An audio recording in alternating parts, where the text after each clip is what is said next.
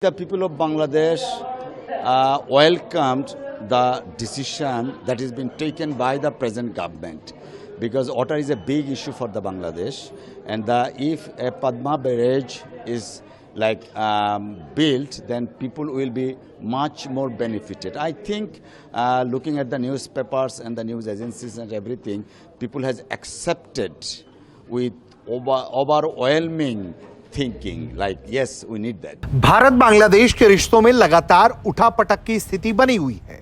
कभी सीमा को लेकर तमाम तरह की टीका टिप्पणियां तो कभी पानी को लेकर विवाद। जी हां, एक तरफ जहां बांग्लादेश ये चाहता है कि दशकों पुरानी गंगा जल संधि को वापस से नए तौर पर लागू किया जाए और उसके लिए वो भारत पर लगातार दबाव बनाने की कोशिश कर रहा है, तो दूसरी तरफ बांग्लादेश में पद्मा बराज प्रोजेक्ट को लेकर भी चर्चाएं तेज है।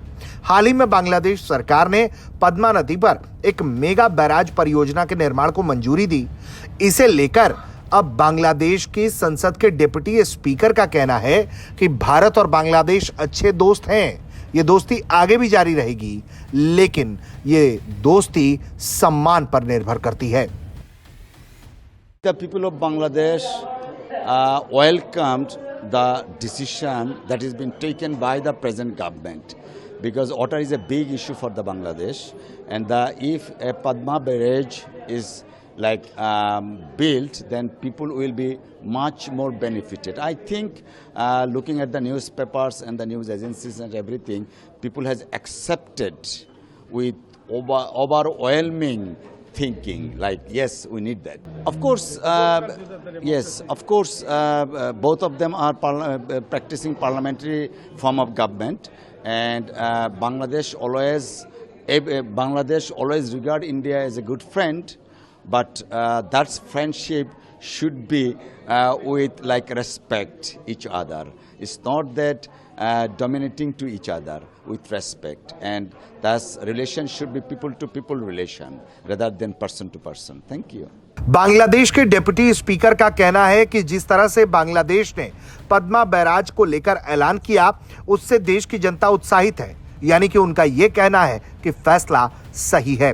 बांग्लादेश में गंगा नदी को ही पद्मा कहा जाता है। बांग्लादेश का कहना है कि इस बैराज का निर्माण पश्चिम बंगाल में स्थित भारत के फरक्का बैराज के नकारात्मक प्रभाव को बेअसर करने के लिए किया जा रहा है। बांग्लादेश के लिए फरक्का बैराज हमेशा से एक संवेदनशील और विवादित मुद्दा रहा। बांग्लादेश की तरफ से गाहे बगाहे आरोप लगाया जाता रहा कि इस बैराज के कारण सूखे के मौसम में पानी का प्रवाह कम हो जाता है, जिससे बांग्लादेश के तटीय क्षेत्रों में खारे पानी की घुसपैठ बढ़ गई है। इससे विपरीत भारत हमेशा यह कहता आया है कि साल 1972 में फरक्का बैराज को इसलिए चालू किया गया ताकि हुगली नदी में पानी का रुख मोड़कर कोलकाता बंदरगाह को सुरक्षित रखा जा सके। ब्यूरो रिपोर्ट, भारत तक।